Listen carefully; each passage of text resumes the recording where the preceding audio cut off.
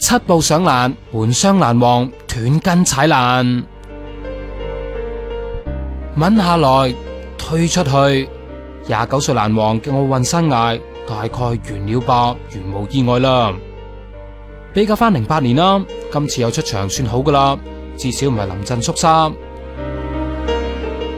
嗰次之後，佢休戰咗成年先復出，但只係跑到13秒15。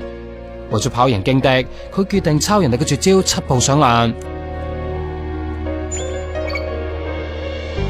雖然要改變自己嘅習慣，但就因為步幅大咗，攻欄角度細咗，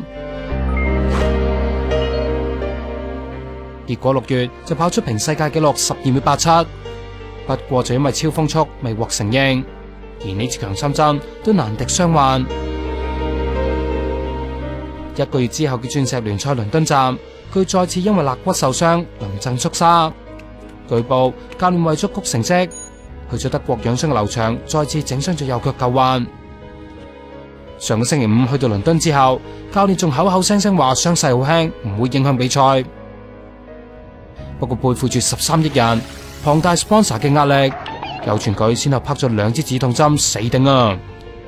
他付出了很多，他一直是在跟傷病做鬥爭的過程中，克服一個又一個的困難。